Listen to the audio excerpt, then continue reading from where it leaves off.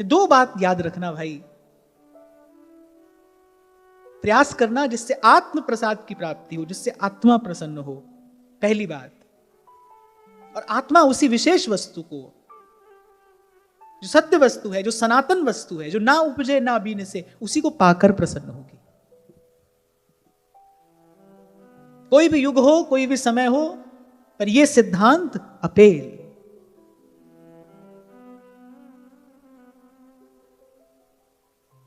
देखो, जैसे ही कन्या का जन्म होता है, पिता कहता है भाई ये पराया धन है, और जब तक योग्य वर न मिल जाए कन्या के लिए, तब तक पिता चिंतित रहता है और कन्या का दान करके निश्चिंत हो जाता है। फिर पति के घर से आगे और कोई मार्ग नहीं है, फिर और कोई रास्ता नहीं है, उसकी यात्रा वहीं तक के लिए है। ऐसी जो ये जीवात्मा है, इसको भी जब तक इसके योग्य वर की प्राप्ति न हो जाए, तब तक चिंता है, तब तक भय है।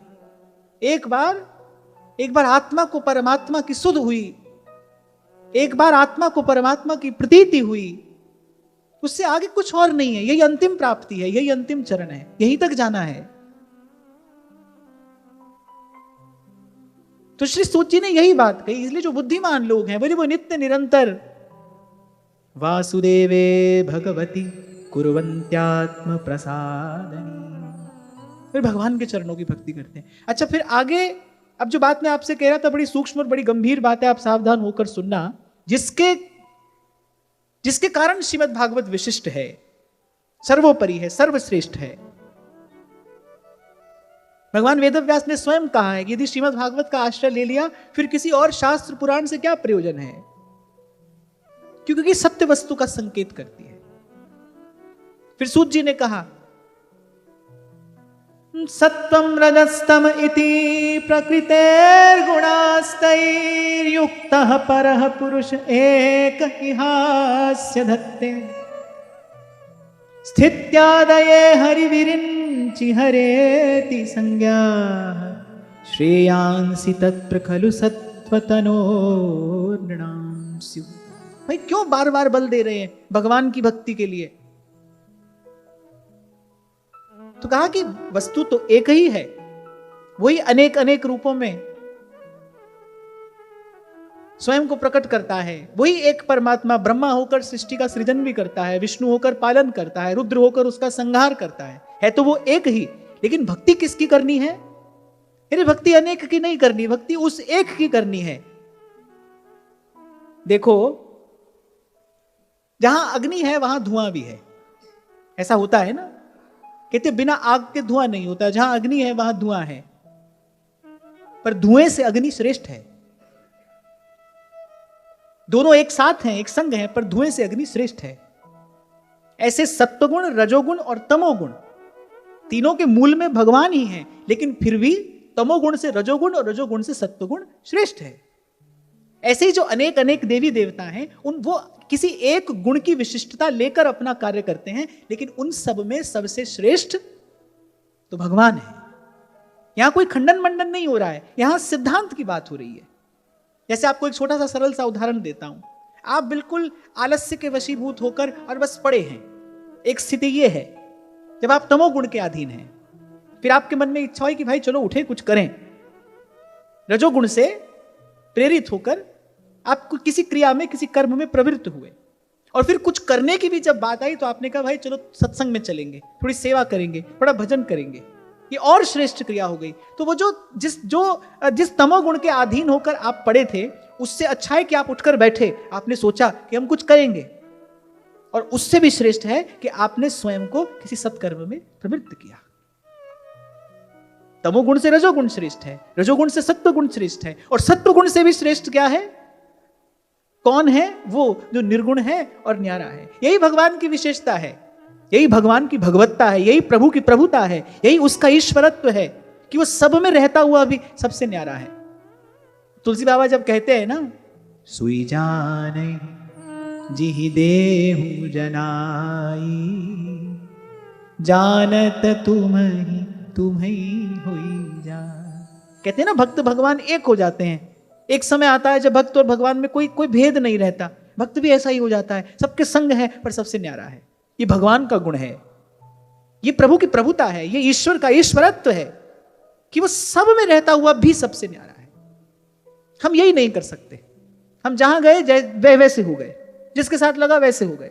कहते हैं ना, संग का रंग चढ़े बिना नहीं रहता। इस संसार में तो भाई यही देखने में आता है। अच्छे से अच्छा साधक भी जो बहुत अच्छी स्थिति में होगा, वो भी यदि कुसंग करेगा तो कुसंग का परिणाम उसके जीवन में देखने में आएगा, अवश्य आएगा। और कितना भी शठ व्यक्ति क्यों ना हो, वहां कह रहे सठ सुधरई सतसंगति पाई, वो भी सत्संग में आ जाए तो कोई ना कोई सुधार तो भाई उसके जीवन में आएगा ही आएगा। मुझे आज तक हजारों पत्र मिले आप सब लोगों के, हजारों पत्र जो अद्यावधि मिल रहे हैं। उसमें अगर एक बात समान है, सबके अपने अपने भाव हैं, पर यदि उसमें कोई एक बात समान मुझे मिली, समान माने जो 95% पत्रों में मुझे मिली, वो ये बात मिली कि भाई सत्संग सुनते सुनते हमारा जीवन बदल गया।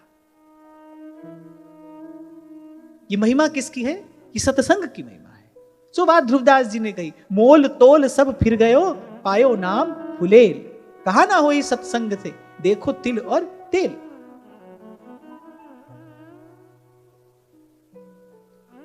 पर प्रभु का गुण क्या है? सब में रहेंगे सबसे न्यारे, सारे गुण भगवान में है। भगवान अनंत अनंत गुणों के निधान हैं, लेकिन उनकी स्तुति कोई कैसे कर रहा है? ओ पालन हारे निर्गुण और न्यारे, तुम्हारे बिन हमरा कौन नारी। निर्गुण भी है और न्यारा भी है। अब देखो भाई, समाज में कोई व्यक्ति सबसे न्यारा रहता हो तो उसके प्रति आदर तो हो सकता है, उसमें कोई विशेष गुण हो तो उसके प्रति आदर तो हो सकता है, लेकिन प्रेम प्यार का भाव नहीं होगा उसके प्रति। भाई वो रहता ही सबसे न्यारा है। और यहां ये निर्गुण भी हैं और सकल गुणों के निधान भी हैं, सबसे न्यारे भी हैं और सबके प्रेमास्पद भी हैं। सबसे न्यारे और सबके प्रेमास्पद, ये भगवान का गुण है। इसे कोई और नहीं अपने जीवन में ला सकता, अपने व्यवहार में ला सकता, भगवान के अतिरिक्त।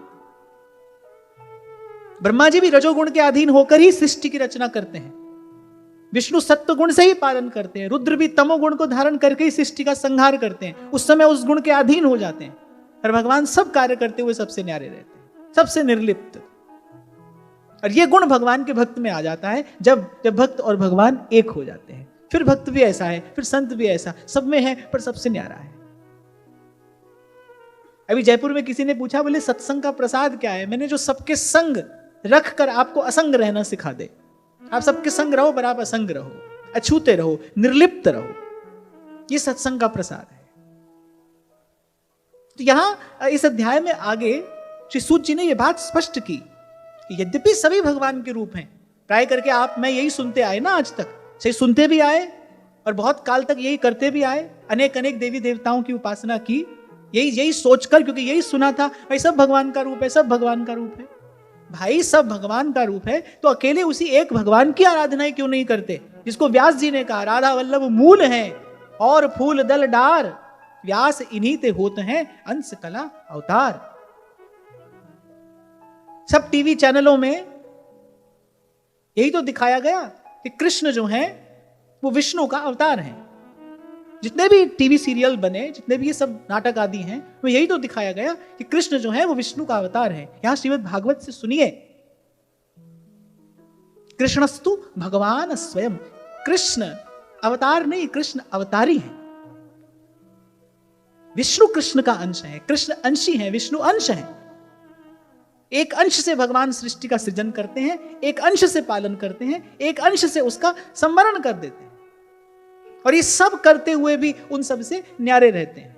न्यारे रहकर करते क्या हैं? फिर न्यारे रहकर अपने उन भक्तों के संग लीला करते हैं और सतत निरंतर लीला करते हैं, नित्य विहार करते हैं, जो प्रभु के इस स्वरूप को जान गए हैं गुरु की कृपा से, जिन्होंने प्रभु के इस निर्गुण और न्यारे स्वरूप को जान लिया है, पा लिया है। जानत तुम्ही हुई जाई। ये जो बात कही ना महापुरुषों ने, वो राग द्वेष के बस होकर नहीं कही है, बैर विरोध के लिए नहीं कही। जब सेवक जी महाराज कहते हैं अन्य देव देवी सकल और चलत पुंजी सी खोई, अब कोई भूत भैरव की उपासना कर रहा है, कह रहा है तो सभी भगवान। फिर भगवान ने गीता में कहा ठीक है भाई, जिसकी उपासना करोगे उसी रूप में हम मिलेंगे। ये यथा माम प्रपद्यन्ते तान तथैव भजाम्य हम।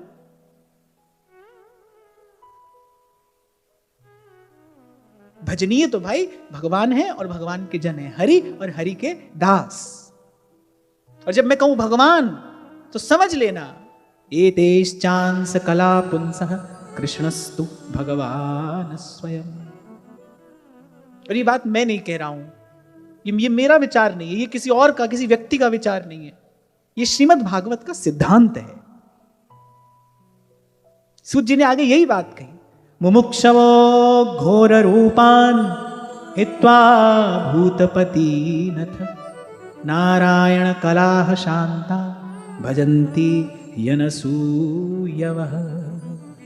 यानी कोई राग द्वेष के अधीन होकर ये सब नहीं कहा गया है, ये तो सत्य सिद्धांत है।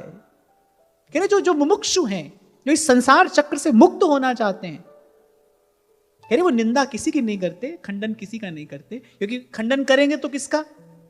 वस्तु जब एक ही है। जब व्यास जी ने कहा राधा वल्लभ मूल हैं और फूल दल डार, अब भाई कोई फूल और पत्ते की निंदा कर रहा है तो वो मूल की ही तो निंदा कर रहा है, पूरी निंदा किसी की नहीं करते। लेकिन सार सिद्धांत को जानकर नित्य निरंतर एक आत्म होकर, एक मन होकर, एक रस होकर उसी एक प्रभु का भजन करते हैं, जो विशेष है। और विशेष का लक्षण जो ना उपजय ना बीनसै। और उस विशेषता का दर्शन कहां हो रहा है? चंद्र मिटै दिन कर मिटै मिटै त्रिगुण विस्तार दृढ़ व्रत श्री हरिवंश को दृढ़ व्रत श्री हरिवंश को मिटे न नित्य विहार। क्या है ना, जनमानस बड़ा उलझा है, जो अनेक अनेक प्रकार के देवी देवताओं की उपासना में लगे, उनको भी लगता है कि भाई हम भी भगवान की भक्ति कर रहे हैं, पर यहां बड़ा स्पष्ट सिद्धांत है, इसको जानने और पहचानने की आवश्यकता है। एक भगवान है, बाकी सब उनके अधीन हैं, बाकी सब जन्म और मरण के अधीन हैं। इस सृष्टि को बनाने वाले, इस सृष्टि को रचने वाले ब्रह्मा भी अपनी अवधि पूरी होने के बाद अब कहां जाते हैं तो पता नहीं, भगवान के चरणों में भी जा सकते हैं, फिर संसार में भी आ सकते हैं, किसी अन्य लोक में भी उनकी गति हो सकती है, ये कहा नहीं जा सकता। हर एक स्थान ऐसा है जहां न कबहू लगत है महाप्रलय की पौन, जो सबसे न्यारा है, जो विशेष है, उसका भजन करना है। यहां कहा मुमुक्षु, जो मुमुक्षु है, जो संसार चक्र से मुक्ति चाहते हैं, उनको नारायण कला शांता, उनको तो श्री हरि के ही चरणों का भजन करना चाहिए।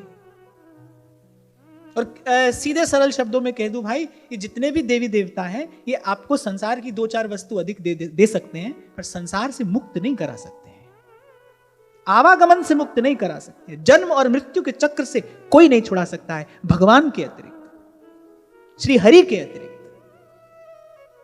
इसलिए अभी जब हम जयपुर में चर्चा कर रहे थे, तो जब नाम जप की बात आई तो मैंने कहा ऐसे किसी का भी नाम जप नहीं, हरि का नाम, हरि को नाम सदा सुखदाई। अच्छा, इस विषय में महाराज जी गुरुवाणी में 10 गुरुओं ने इस बात को बड़ी स्पष्ट रीति से कहा, इसीलिए मुझे गुरुवाणी इतनी प्रिय है कि सब प्रकार के मिथ्या प्रपंच आडंबरों से छुड़ाकर जीव को सीधे सीधे भगवत भजन में लगने की प्रेरणा देती है। श्री गुरु गोविंद सिंह जी महाराज की एक रचना है चौपाई साहब, उसमें एक बात महाराज फरमाते हैं, कहते हैं कि महादेव को कहत सदाशिव निरंकार का चीनत नहीं भिव। ये 2 पंक्तियां बता देती हैं कि वो किस देश की बात कर रहे हैं। निर्गुण सगुण से न्यारा जो तत्व है, वो जो सत्य सनातन वस्तु है, उसकी ओर संकेत कर रहे हैं। मैंने आपसे कहा ना कि पहले तो ज्ञान अधूरा था, फिर कुछ टीवी चैनल वालों ने कसर पूरी कर दी, ऊट पटांग बात दिखा दिखा कर। 1-2 प्रसंगों को अगर हम छोड़ दें तो मनमानी रीति से उसका प्रस्तुतिकरण किया गया। और क्या है ना, जनमानस पर जो सबसे गहरी छाप पड़ती है वो टीवी पर जो देखा जा रहा है ना, उसकी सबसे गहरी छाप पड़ती है। आज भी एक साधारण व्यक्ति से अगर आप पूछो ना राम, तो रामानंद सागर के जो राम है ना, उसकी दृष्टि में वही आएंगे सबसे पहले। इतनी गहरी छाप पड़ती है मानव मन पर, जो देखा जो सुना उसका संस्कार पड़ता है। तो फिर यहां से गलत जानकारी मिली। अभी कुछ दिन पहले की बात है, नहीं अब तो साल 2 साल हो गए, किसी ने मुझे बताया, वैसे 5-7 मिनट के लिए दिखाया, तो इतना मुझे दुख हुआ, इतनी पीड़ा हुई। कोई एक सीरियल था राधा कृष्णा के नाम से, कुछ मुझे नाम याद नहीं है, उन्होंने 5-7 मिनट के लिए मुझे दिखाया, मैं तो देख नहीं पाया। और क्या क्या मनमानी बात उसमें दिखाई गई, श्री राधा और श्री कृष्ण को विषय रखकर, और क्या मनमानी तरीके से उसको दिखाया जा रहा है। और संसार वही सीख रहा है, उसी को जान रहा है, मान रहा है, उसी को सत्य मानता है। तो भाई बड़ा भ्रम है, और इसीलिए श्रीमद् भागवत अध्यात्म दीप है, सब प्रकार के भ्रमों का निवारण करके सीधी सत्य वस्तु बताती है। इसीलिए श्री सेवक जी ने कहा, प्रथम जो सुखमुख वचन सुनावहु, पहले सुन लो, समझ लो कि वो सत्य वस्तु क्या है। आज तक यही सुना, सब भगवान का रूप है, सब भगवान का रूप है। हाँ भाई है, वो तो मैं और आप भी हैं। वो तो कबीर कह रहे, साईं के सब जीव हैं, कीड़ी कुंजर दोए। चींटी में भी वही है, हाथी में भी वही है, मुझ में भी वही है, तुम में भी वही है। तुलसी बाबा स्पष्ट करते हैं, कह रहे भीर परी प्रहलाद पे तो प्रभु प्रगटे पाहन पे, न ही पे अंतर जामी ते बड़ बाहर जामी, नाम सुनाम लिए थे। हम तो भाई उन्हीं का भजन करेंगे जो अकारण करुणा वरुणालय हैं, जो भक्त वत्सल हैं, जिनकी चरण शरण ग्रहण कर लेने पर ही जीव का वस्तुतः कल्याण होता है। जिसके लिए बाबा मलुकदास जी कह रहे हैं, सदा सुहागन नारी सो जाके राम भतारा, मुख मांगे सुख देत है जग जीवन प्यारा, ना उपजै ना बीन से संतन सुखदाई, कह मलूक यह जान के मैं प्रीत लगाई। मीरा जी को जब गणगौर की पूजा करने के लिए कहा गया, तो मीरा ने कहा कि भाई तुम भेद की बात, भेद माने रहस्य, मीरा ने कहा तुम रहस्य नहीं जानते जो मेरे गुरु की कृपा से मैंने जान लिया है। हाँ नहीं पूजी गौरा जी, नहीं पूजा अणदेव, हो पूजी रण छोड़ जी, हो पूजी रण छोड़ जी, तम काई जानो भेद। भेद माने भेद, तुम नहीं जानते पर मेरे गुरु की कृपा से मैं जानती हूं। और जब जान गई हूं, जैसे कबीर कहता है, निर्गुण सरगुण से परे, तहां हमारा ध्यान, हम उसका ध्यान करते हैं जो न्यारा है। निर्गुण सरगुण से परे तहां हमारा ध्यान। इसलिए मैंने कहा ध्यान रखना, नाम भी जपना। जब नाम जप की बात आती है तो नाम भी जपना, राम कृष्ण हरि विठ्ठल विठ्ठल, राम कृष्ण हरि विठ्ठल। हरि का नाम, हरि को नाम सदा सुखदाई। अभी जयपुर की बात है, शायद तीसरे दिन किसी ने पूछा कि मैं तो देवी जी का भक्त हूं, तो उन्हीं का नाम जपूं। तो मैंने कहा भाई मुझे बहुत सावधान होकर अपनी बात स्पष्ट करके कहनी चाहिए। जब हम नाम जप की बात करते हैं, जिसको इतना महिमावंत संतों ने प्रकीर्तित किया, प्रतिष्ठित किया, जब हम उस नाम जप की बात करते हैं तो किसका नाम? हरि को नाम सदा सुखदा, जाको सिमर अजामिल उधर्यो, जाको सिमर अजामिल उधर्यो, गणिका हूं गति पाई, हरि को नाम सदा सुखदाई। मानव जन्म अमोलक पाकर उत्तम करिए कमाई। आज जहां से चर्चा आरंभ हुई ना, प्रयास करना है पर सार वस्तु को प्राप्त करने के लिए, सत्य वस्तु को प्राप्त करने के लिए उत्तम कमाई करनी है। भजिए हरि नाम सुखदाई, हरि नाम सुखदाई। मानव जन्म अमोलक पाकर, मानव जन्म अमोलक पाकर, उत्तम करिए कमाई, हरि नाम सुखदाई। भजिए हरि नाम सुखदाई, हरि नाम सुखदाई। और देवता चित्त न धरई। और सेवक जी महाराज ने तो बहुत फटकार कर कहा कि अन्य देव देवी सकल और चलत पुंजी सी खोई। पहले भी मैंने कहा था, आज फिर कह रहा हूं कि व्यासपीठ पर बैठने वाले व्यक्ति का तो यह पवित्र कर्तव्य है कि अनेक अनेक प्रकार के मत विचारों में जनमानस को ना उलझाकर सीधे सीधे हरि नाम से जुड़ा जाए। यही सद्धर्म है। इसी से आस्तिक भाव की वृद्धि हो सकती है। इसी से जन मन में सुख और शांति का संचार और विस्तार हो सकता है। ये कर्तव्य है यहां पर बैठने वाले व्यक्ति का कि अनेक अनेक प्रकार की बातों में न उलझाकर सीधे प्रभु के नाम से जुड़ा जाए। यही कली कर्म न धर्म विवेकु, राम नाम अवलंबन एकु। गा गा कर संत कह रहे हैं। अरे मैंने कहा था ना कि श्रीमद् भागवत में 18,000 श्लोक कहने के बाद अंत में भगवान वेदव्यास क्या कह रहे हैं? नाम संकीर्तनम यस्य सर्व पाप प्रणाशनम।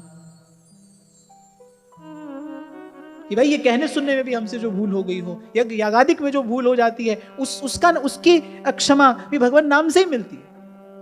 उसका मार्जन भी भगवान नाम से ही होता है। नमो नमः किसी भी प्रकार के शब्द को जोड़ने की इसमें आवश्यकता नहीं है। भगवान का नाम अकेला पर्याप्त है।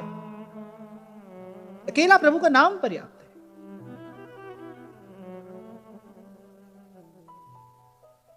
पर भाई बड़भागी होता है कोई जिसको ये बात सुनने को भी मिलती है। जिसको सुनने को भी मिलती है ये बात, वो बड़भागी है। और जो इसका विचार कर रहा है, जो कुछ समझ रहा है, उसके सौभाग्य का उदय तो हो ही गया है।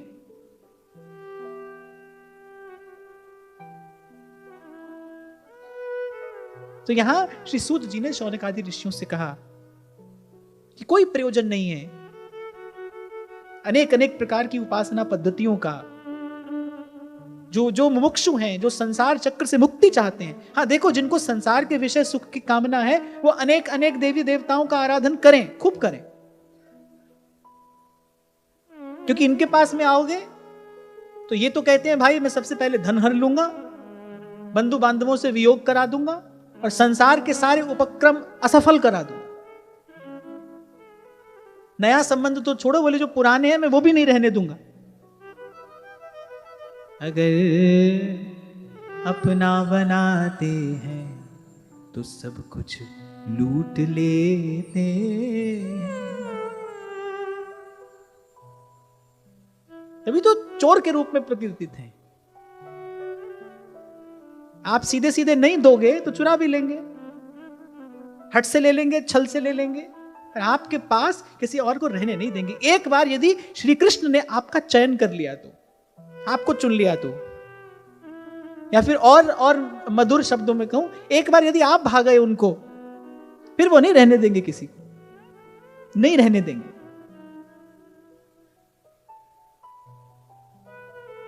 तो जिसको संसार के विषय सुख की इच्छा हो वो आराधन करे, वो कर्मकांड का पालन करे, वो विधि निषेध का पालन करके और अनेक अनेक अनुष्ठान करे, उसको वहां से प्राप्ति होगी। लेकिन जो मुमुक्षु है, जो थक गया है, सूरदास जी की भांति, अब मैं नाचो थक्यो गोपाल, जो अपनी अविद्या का नाश करना चाहता है, जो फिर नहीं आना चाहता इस संसार में, जो परम विश्राम चाहता है, जिसने अपने आप को पहचान लिया है, जो अपने आत्म स्वरूप को जान गया है, गुरु की कृपा से जिसने इस रहस्य को जान लिया है कि आत्मा केवल परमात्मा को ही पाकर संतुष्ट होती है, तृप्त होती है, शांत होती है, सुखी होती है, आनंदित होती है। उसको तो सब तज भजिए नंद कुमार, सब तज भजिए नंद कुमार। अच्छा, यहां तो सूत जी ने एक और छोटी सी बात बड़ी अच्छी कही। बोले आपका जैसा स्वभाव होगा वैसे ही देवी देवता की आप आराधना भी करोगे। जो घोर तमोगुणी लोग होते हैं वैसे ही भूत प्रेत की उपासना करते हैं, तांत्रिकों के पास जाते मिलेंगे वो आपको, टोना टोटका वो इसी में लगे होंगे। देखो, बिना श्रद्धा के तो कोई कार्य सफल नहीं होता ना, श्रद्धावान लभते फलम। उसमें भी यदि वो सफल हो रहे हैं तो इसमें उनकी श्रद्धा है, और श्रद्धा वहां है। कोई रजोगुणी व्यक्ति होगा तो अनेक अनेक कामनाओं से त्रिदेवों की उपासना करता आपको मिलेगा। लेकिन नाम जपते जपते, संत का संग करते करते, संतों की चरण धूलि जिसके माथे पर पड़ गई है, जिसका हृदय विशुद्ध सत्वगुण में स्थित हो गया है, वो चलता है प्रभु की ओर। इसीलिए कहा अनेक जन्मार्जितम पुण्यम कृष्ण भक्ति प्रजायते। जन्म जन्म का सुकृत होता है। कोई सात्विक जीव वो प्रभु की ओर चलता है, उसको प्रभु अच्छे लगते हैं, उसको इतनी सी बात समझ में आती है कि भाई इनके अतिरिक्त मुझे संसार सागर से पार और कोई नहीं कर सकता। ये बात समझ में आ गई अहिल्या को, तो उन्होंने कहा मुनि साप जो दीन्हा अति भल कीन्हा, परम अनुग्रह मैं माना, देखो भरी लोचन हरि भव मोचन, यही लाभ शंकर जाना।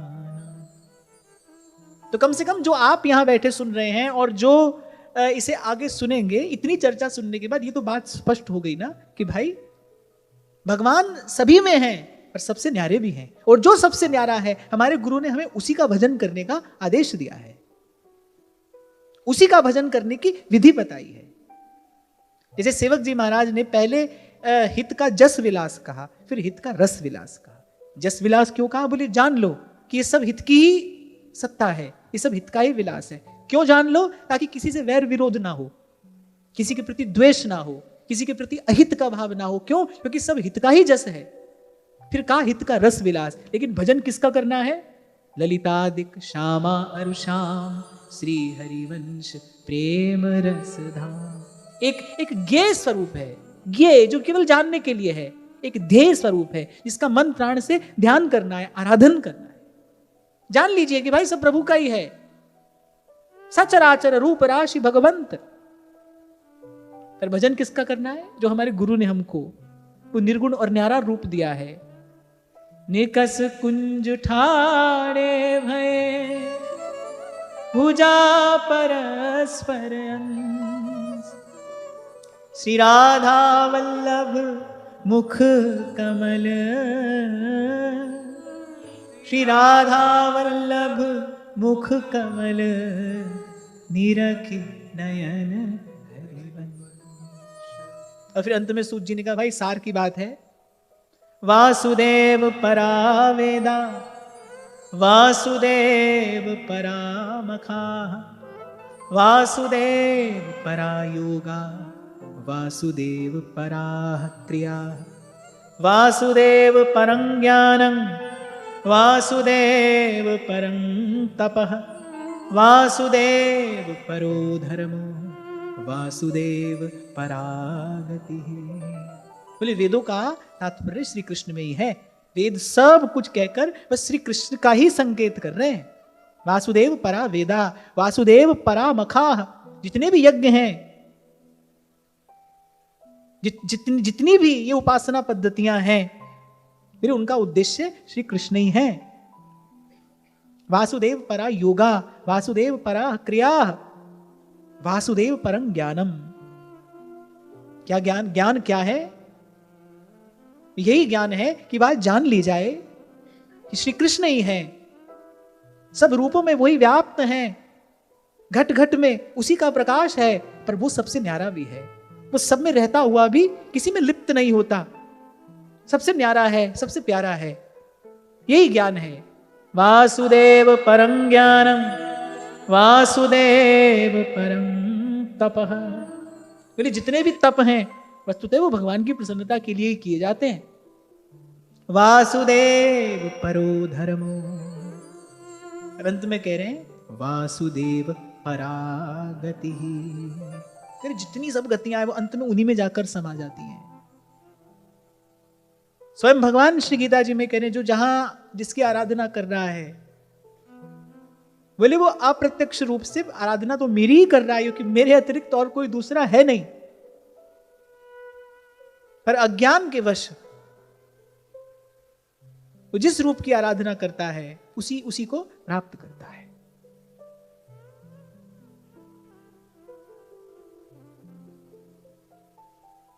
समय व्यर्थ ना चला जाए, इसलिए महापुरुषों ने पहले, अभी देखिए श्रीमद् भागवत का अभी आरंभ होने जा रहा है, अभी कथा का आरंभ होगा, उससे पहले ही किस प्रकार श्री सूत जी ने स्पष्ट करके कहा कि भाई सत्य वस्तु क्या है।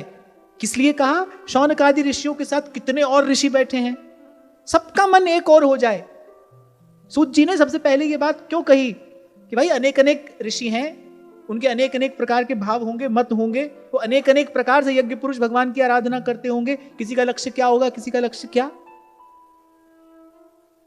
सूत जी ने विचारा कि भाई सब श्रोता एक मत हो जाएं, एक मन हो जाएं, एक भाव में रंग जाएं, तो मैं कथा कहने आरंभ करूं। अब आप यहां पर आकर बैठे हो, अब कोई व्यक्ति दाएं देखे, कोई बाएं देखे, कोई घड़ी देखे, कोई ऊपर देखे, तो भाई जो वक्ता है उसके लिए बड़ा विक्षेप है। आप सब एक मन एक भाव होकर यहां श्रवण करने बैठते हैं, तभी तो चर्चा संभव हो पाती है। एक भी व्यक्ति किसी भी प्रकार की हलचल करे तो विक्षेप होता है। तो सूत जी ने कहा भाई 88,000 ऋषि बैठे हैं, 88,000 श्रोता बैठे हैं यहां सूत जी के सामने, सबका एक मन हो जाए। इसीलिए पहले कहा कि भाई जान लो, कान खोलकर सुन लो, ये जो भी साधन आपने किया, कर रहे हो या आगे करोगे, वासुदेव परं ज्ञानम वासुदेव परं तपः वासुदेव परो धर्मो वासुदेव परागति। अभी आपसे मैंने कहा थोड़ी देर पहले कि जो मन है ना, जिसको मूल्यवान समझता है वो उसी का भजन करता है, उसी का चिंतन करता है, उसी के पीछे जाता है, उसी को प्राप्त करने की चेष्टा करता है। तो यहां सूत जी ने पहले बता दिया भाई सबसे मूल्यवान वस्तु क्या है, विशेष वस्तु कौन सी है। किसी के मन चित्त में किसी प्रकार का कोई भ्रम ना रहे। ये भगवान की महिमा का, भगवान के महिमा वर्णन का ये दीप जलाया सूत जी ने। पहले महात्म्य बताया है, महिमा बताइए श्री कृष्ण की महिमा क्या है, ताकि सबका एक मन हो जाए, एक भाव से बैठकर सब श्रवण करें, तब तो कथा का विस्तार संभव है। और फिर अंत में, इस अध्याय के अंत में श्री सूत जी कहते हैं कि भाई ये जितने भी रूप यहां दिखाई पड़ते हैं, ये जितने भी आकार हैं, जितने भी तत्व हैं, द्रव्य हैं, फिर इन सब के मूल में एक ही है। इन सब को उसी का स्वरूप जानकर सब सोहित निष्काम मति, ये जो महाप्रभु जी ने कहा ना निष्काम मति निष्काम कैसे होगी? जब तक भेद रहेगा तब तक मति निष्काम नहीं हो सकती। जब तक बुद्धि में भेद है, भेद दृष्टि है, तब तक मति निष्काम नहीं हो सकती। और जब तक मति निष्काम नहीं हो तब तक वृंदावन में विश्राम नहीं मिल सकता। जब श्री महाप्रभु कह रहे ना वृंदावन विश्राम, महाप्रभु की उपासना का नाम क्या है?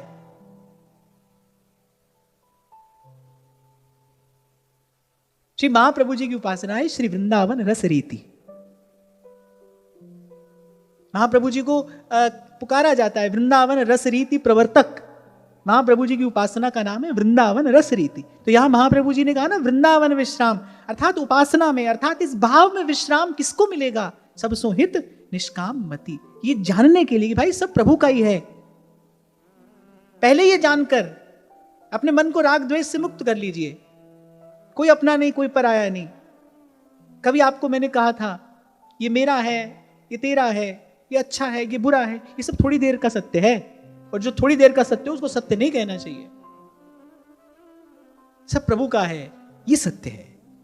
सब प्रभु का था, प्रभु का है, प्रभु का रहेगा, ये सत्य है।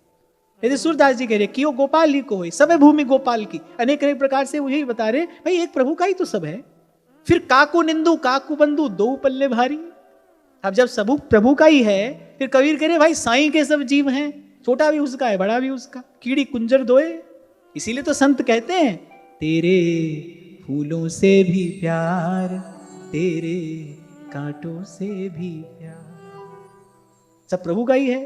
तो ये जानकर पहले अपनी मति को निष्काम कर लें, फिर शुद्ध भजन आवे हिये, और उसके बाद फिर भजन किसका करना है?